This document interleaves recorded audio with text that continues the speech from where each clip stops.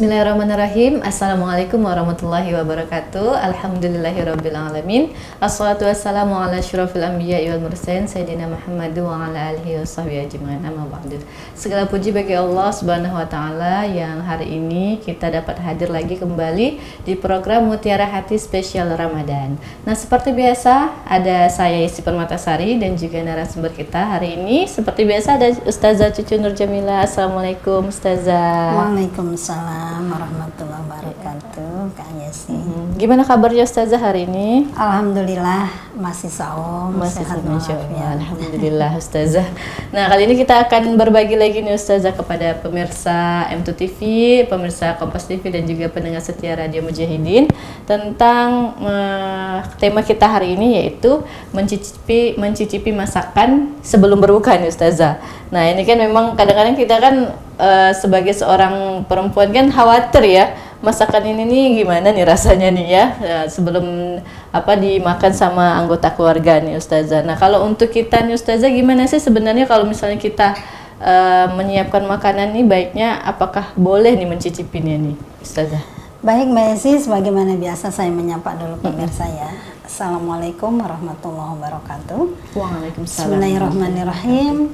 Alhamdulillahirabbil alamin. An'amana 'alaina bi ni'matil imani wal islam wal 'aqibatu lil muttaqin wa la udwana illa 'alal zalimin. Allahumma shalli wa sallim ala sayyidina Muhammadin wa ala alihi wa sahbihi ajmain. Amin amma ba'd. Para pemirsa Kompas TV dan juga M2 TV serta pendengar setia Radio Mujahidin di mana saja berada. Alhamdulillah kita masih diberikan kesempatan oleh Allah ya Mbak Yesi. Kita diberikan kesempatan berada di bulan suci Ramadan dan juga dalam keadaan sehat walafiat. Terkait dengan tema hari ini ya Mbak Yesi, bagaimana mencicipi masakan untuk berbuka ya. Sebelum berbuka. Para pemirsa mungkin sudah beberapa kali saya menyampaikan bahwa ada yang membatalkan, ada juga yang merusak. Nah, kalau yang membatalkan yaitu makan di siang hari, minum di siang hari dengan sengaja serta senggama. Nah, makan itu artinya ada memasukkan dengan sengaja memasukkan sesuatu ke saluran makan. Jadi dari mulai lidah, mulut sampailah ke tenggorokan ya, sampailah ke dalam lambung, tentunya itu adalah makan. Nah, itu yang mesti dijaga, jangan sampai rusak. Nah, kalau yang betul-betul hati-hati memang kita sebaiknya memang hati-hati. Kan bukan hanya mencicipi makanan yang diicip di lidah ya, tetapi ada juga yang terkaitannya itu adalah dengan gosok gigi, dengan kumur-kumur ya. Itu semuanya mesti dijaga, jangan sampai ada yang masuk, termasuklah jangan berenang kan. Kalau berenang kan bisa juga masuk ke mulut ya atau ke hirup sampailah ke tenggorokan. Jadi semua yang bisa masuk ke dalam saluran makan itu pemirsa memang harus dijaga. Karena kalau dikatakan wah tidak disadari, tidak disengaja karena itu sedang renang ya, berangkat renang aja itu sudah disengaja kan. Nah, seperti itu. Nah, ini kaitannya pemirsa dengan mencicipi hidangan. Mbak Yesi, sebelum sampai kepada pertanyaan tadi yang boleh atau tidak? Iya, boleh atau tidak, terutama yang masak ya. Karena bukan hanya mencicipi masakan untuk dikonsumsi keluarga, pemirsa. Ini ada yang lebih lebih urgen atau lebih lebih masalah itu ketika yang menjual kuliner ya, kuliner itu pedagang ya Ustaz. Pedagang, misalkan gini, dia hati-hati nggak mau mencicipin. Wah nanti nggak enak, pasti hari ini makanannya ketika dibeli oleh masyarakat lalu nggak enak kan besoknya nggak mau beli lagi. Ini kan menjadi masalah. Pasti hari ini laku besoknya belum tentu karena tadi tidak masalah. Karena tadi tidak enak itu kan, maka itu akan membawa masalah. Nah, ini ada beberapa pendapat ya kaitannya. Pertama, kalau memang ada alasan, kalau ada alasan yang betul-betul memang ini urgen seperti tadi.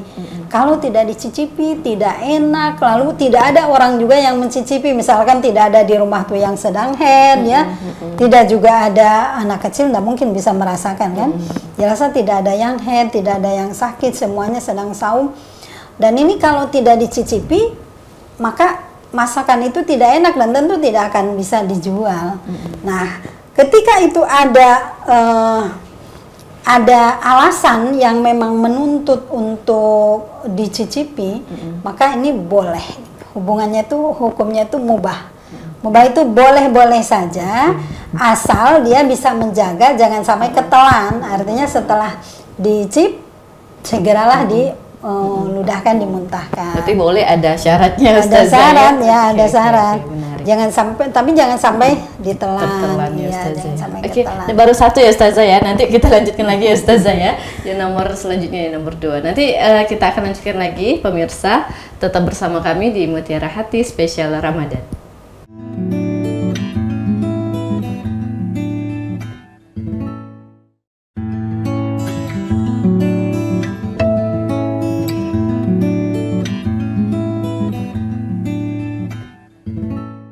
Baik pemirsa, kembali lagi bersama kami di Mutiara Hati spesial Ramadan. Nah, tadi terkait pembahasan kita nih Ustazah tentang mencicipi masakan. Tadi udah ada satu nih, boleh, tapi ada syaratnya. Tadi Ada harus alasan. ada alasannya juga Ustazah ya. Nah, boleh. Tapi yang kedua nih lanjutannya apa nih Ustazah?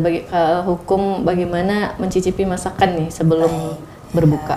Baik, Mbak Yesi dan juga pemirsa, tadi kalau ada memang alasan yang menuntut ya untuk harus dicicipi, kemudian dia bisa menjaga tidak sampai ketelan, maka itu adalah mubah, boleh. Artinya boleh-boleh, tidak ada sunnah, tidak apa, tapi boleh. Oke. Kemudian mencicipi tidak ada alasan, misalkan dia sudah profesional, memang sudah tahu gitu, sudah namanya memasak itu kan sudah ada takarannya ya Mbak Yesi. Biasa, oh kalau sekilo daging kuahnya ini berapa liter, maka garamnya segini itu sudah ada dan dia sudah bisa. Nah, Sesuai resepnya Ustazah. sesuai sudah cuma ya pengen aja gitu mencicipi ya, sebenarnya itu bisa jatuhnya ke makruh juga gitu, tidak disukai ya. Kemudian apalagi yang begini, misal gini ya, yang masak itu ibunya atau ya atau bukan ibu ya, atau anaknya. Kebetulan ibunya mungkin ada kegiatan atau ada kegiatan lah. Anaknya yang masak sudah selesai, sudah jadi gitu, sudah jadi. Penasaran aja mau mencicipi gitu kan. Nah, menjelang maghrib dia cicipi gitu loh, dia muntahkan. Nah, kalau tidak ada alasan, tidak ada yang urgen, itu bisa saja itu masuknya tuh kepada makruh gitu, tidak disukai karena ya itu sudah jadi, sudah ada yang masaknya gitu kan. Hanya ya tidak yakin aja. Sebenarnya pemirsa itu hal-hal yang tidak perlu gitu ya, tidak perlu bisa jatuhnya ini kemungkinan ya, karena kan yang menentukan semuanya Allah. Kalau yang tidak perlu, kemudian juga tidak bisa ada efek apa-apa, ya itu bisanya kepada makruh. Makruh itu tidak disukai oleh Allah itu Mbak Yesi.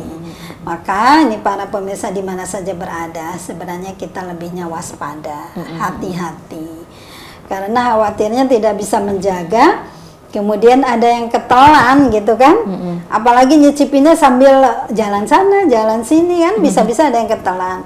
Kalau ketelan kan rugi. Kita sudah berniat, kita sudah, apalagi kalau masak itu kan dari duhur ya, dari jam 2 sudah, dari pagi sampai jam 2 itu kan sudah panjang, sudah banyak perjuangan. Lalu tiba-tiba gara-gara mencicipi itu ada yang ketelan jadi batal. Waduh, itu ruginya luar biasa pemirsa. Maka kita lebih baik hati-hati. Atau misalkan ya, kalau saya Mbak Desi, kalau saya selalu masak ya pemirsa, misalkan masak sudahlah takarannya kan kita sudah hari-hari juga kita masak ya, hari-hari juga jarang dicicipin kok, segini udah pas gitu. Sudah ya, misalkan kita masih penasaran, ya nggak usah dulu dimasukkan ke tempat, jadi biarkan aja dijerangkan di atas kompor, nanti udah azan baru kita cicipi. Kalau memang ada yang kurang, kita masak lagi, disempurnakan lagi. Nah itu kan kita lebih tenang ya pemirsa, itu kita lebih tenang dan memang kita sangat menjaga saum itu ingin betul-betul sempurna gitu ya. Jadi berkaitan dengan urgensinya ataupun perlu banget gak sih untuk dicobain gitu ya Ustazah ya? Iya.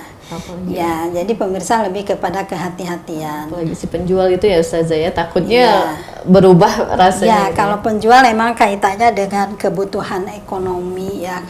Itu kan Islam itu tidak memberatkan.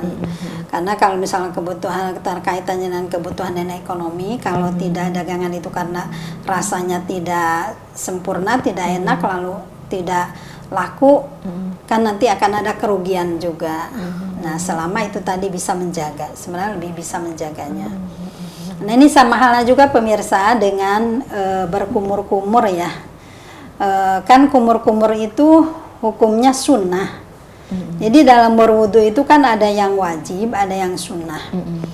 Ketika di dalam surah Al-Maidah ayat 6 Allah menyerukan idza qumtum ila sholah, apabila kamu hendak mendirikan sholah, fagsilu wujuhakum. Yang pertama itu niat, yang kedua adalah membasuh muka, kemudian membasuh tangan, kemudian menyapu rambut yang ada di kepala, kemudian kaki.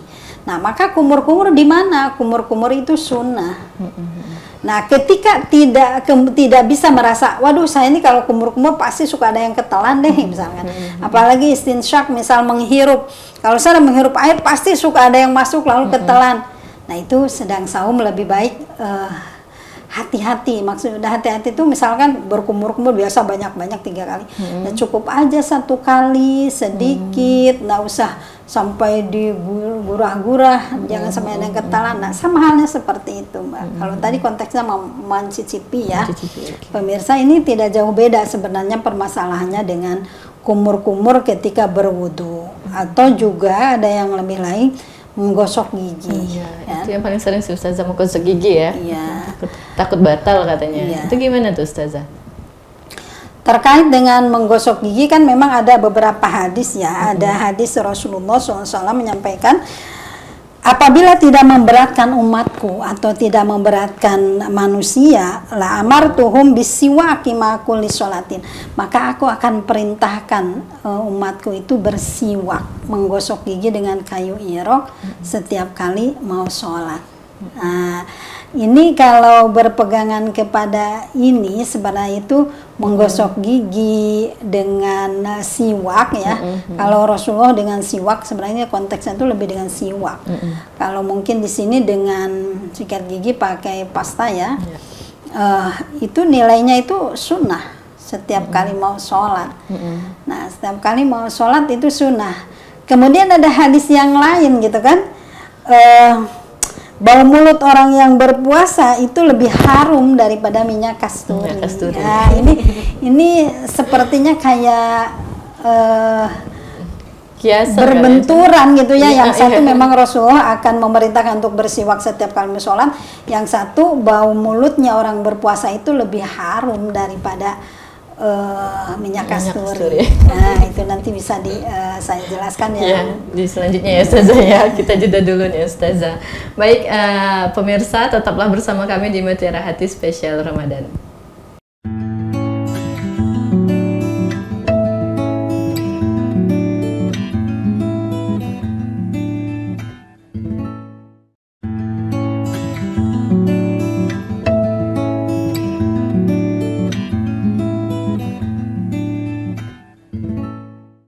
Baik, terima kasih pemirsa masih setia bersama kami di Mutiara Hati Spesial Ramadan. Masih bersama saya Isi Permatasari dan juga Ustazah Cucu Nur Jamilah. Nah Ustazah, tadi pembahasan kita sampai di hadis yang bau mulut orang berpuasa itu seperti minyak kasturi ini. Ini kan tadi kata Ustazah berbenturan ya, bahwa kita itu sebenarnya dianjurkan ya tadi sama Rasul untuk menyikat gigi ataupun bersiwak ya sebelum sholat. Nah ini gimana nih Ustazah penjelasannya? Silakan Ustazah. Iya, Allah itu kan menyukai kepada kebersihan ya, kesucian. Maka Rasulullah SAW begitu menjaga jangan sampai terjadi mulut yang kotor ketika berkomunikasi dengan Allah. Berkomunikasi dengan Allah ini pemirsa adalah zikir. Zikir yang paling intensif ya itu adalah dalam sholat. Dalam sholat kan kita yang ada di hadapan kita adalah Allah. Kemudian kita juga berkomunikasi dengan Allah. Maka Rasulullah begitu menjaga sehingga Rasulullah kalau tidak memberatkan umatku maka akan aku perintahkan untuk bersiwak, artinya membersihkan. Sebenarnya kalau untuk sholat itu ya bersiwak, kemudian atau juga gosok gigi sebelum sholat. Pertama memang agar mulut tidak bau selama kita berkomunikasi dengan Allah, berzikir dengan Allah. Kemudian yang kedua, dengan siwak atau dengan gigi, digosok gigi itu kan agar jangan ada sisa-sisa makanan. Karena kalau ada sisa makanan, kemudian dengan berzikir tadi baca Fatihah, bacaan sholat, lalu ada yang mengganggu keluar, kalau ketelan kan itu juga bisa batal, ya batal sholatnya, batal saumnya. Maka tadi Rasulullah menganjurkan kalau tidak memberatkan akan aku perintahkan untuk bersiwak. Nah ini dalam konteksnya ya bersiwak. Tapi umumnya kan kita dianjurkan dari kesehatan kalau gosok gigi pakai ya pasta gigi itu kan 3 kali ataupun ada yang 2 kali ya, 2 kali atau 3 kali. Nah bagaimana ketika bersaum ini sama tadi konteksnya itu dengan mencicipi makanan. Misalkan ada bagaimana dengan ada hadis yang bau mulutnya orang yang berpuasa itu lebih harum ya, lebih harum, atyabu lebih harum daripada minyak kasturi. Ya bau mulut aja itu sudah dibandingkan dengan minyak kasturi, apalagi kalau sedang saum tapi mulutnya itu bersih gitu ya. Bukan berarti wah saya mau miara aja biar terus wangi gitu kan. Lah kita kan hari-hari selama saum kita ndak diam di satu ruangan tertutup. Sedang saum kita tetap beraktivitas kan dari mulai pagi sampai sore, apalagi yang misalkan beraktivitas kegiatannya selalu bersama, berinteraksi dengan sesama. Maka bau mulut itu walaupun ada keterangan itu kan bisa mengganggu komunikasi. Ada orang yang memang sangat tidak suka ketika yang teman komunikasinya itu mulutnya bau gitu ya. Walaupun sedang saum, walaupun ada keterangan itu, memang kalau menurut saya ya mungkin konteksnya itu bukan berarti kita harus membaukan mulut gitu ya. Maka tetap saja tadi lebih yang pertama menjaga gitu ya, menjaga dengan tetap bersiwak. Maka ada satu keterangan ketika sedang saum gosok gigi lah di waktu pagi gitu, di waktu pagi. Apakah siang, sore boleh? Sebenarnya boleh-boleh saja, itu mubah aja, tetapi boleh-boleh saja selama bisa menjaga. Menjaga tadi jangan sampai ada yang ketelan. Ya kalau gosok gigi udah mesti itu kumur-kumur. Kemudian menjadi segar. Kalau ada yang ketelan, rasa anget-anget manis gitu, itu udah jelas itu batal. Itu batal. Artinya boleh tapi harus hati-hati ya Ustazah, dan lebih baik di setelah sahur ya Ustazah, sebelum subuh gitu ya Ustazah, agar kita berhati-hati. Mungkin terakhir Ustazah, nasihat nih untuk pemirsa tentunya terkait tentang mencicipi masakan ataupun tentang gosok gigi tadi, nasihat Ustazah di close. Baik para pemirsa, tadi ya terkait 2 hal ini sebenarnya kondisional. Yang pertama ketika memang ada kebutuhan yang urgen, yang kalau itu tidak dilakukan itu akan menimbulkan akibat yang merugikan. Karena Islam itu tidak memberatkan juga tidak menyakitkan ya, seperti tadi yang para pedagang ya, pedagang masakan. Kalau yang di rumah, kalau saran saya lebih baik nanti setelah maghrib bisa kita sempurnakan. Kemudian yang menggosok gigi kalau tidak bisa menjaga, maka lebih baik di pagi hari atau gosok gigi siwak. Ya lebih baik tadi belilah kayu irok siwak yang seperti dianjurkan Rasulullah, yaitu tadi untuk mewangikan, kemudian juga untuk membersihkan kalau ada sisa-sisa makanan. Karena kita pertama memang kita zikir dengan Allah ya dalam sholat. Yang kedua kita juga berinteraksi, bergaul sesama manusia ya, sehingga interaksi komunikasinya itu tetap baik gitu. Tidak ada hal yang merusak karena tadi bau mulut tadi kan, walaupun ini memang sedang saum gitu kan. Ya, artinya kita tetap bisa menjaga itu ya Ustazah ya, kebersihan kita, tapi juga kita harus berhati-hati terhadap ini ya, jangan sampai batal gitu ya Ustazah ya. Karena Mbak Yesin dan juga pemirsa, hanya ada di bulan Ramadan gitu ya. Kalau yang hari-harinya kan sunnah semua, Senin Kamis itu saumnya sunnah, Yaumul Bid, kemudian juga 6 hari itu sunnah. Tapi yang wajib ini hanya 1 hari dan pahalanya Allah ada menjelaskan dalam satu hadis ya, hadis qudsi bahwa kullu amal ibni Adam lahu, kata Allah. Setiap kali amalan anak Adam itu adalah untuknya, illa siyam, kecuali saum. Kalau saum itu kalau Allah innahu li, sesungguhnya siapapun yang beribadah saum, li adalah untukku, kata Allah. Wa ana ajzi bihi, maka aku yang akan membalasnya dengan pahala sekehendak Allah. Nah, tadi kalau sampai rusak hanya gara-gara mencicipi makanan, kemudian hanya gara-gara memaksakan menggosok gigi lalu berkumur-kumur tidak bisa menjaga, kan amat merugi ya. Tadi pahala yang besar ya, sangat sayang sekali Mbak Yesi dan juga pemirsa. Oke, terima kasih banyak Ustazah Cucu untuk ilmunya hari ini ya. Dan juga ikhwan fillah rahimakumullah, pendengar setia Radio Mujahidin, pemirsa Kompas TV dan juga pemirsa M2 TV dimanapun berada. Tentu saja kebersamaan kita di hari ini tentang mencicipi masakan sebelum berbuka ya. Semoga ilmu yang didapat tadi bersama yang disampaikan oleh Ustazah Cucu dapat dimanfaatkan oleh kita ya Ustazah, dapat diterapkan ya Ustazah ya. Baik, terima kasih banyak. Saya Yesi pamit undur diri. Assalamualaikum warahmatullahi wabarakatuh. Waalaikumsalam warahmatullahi wabarakatuh. Kompas TV, independen, terpercaya.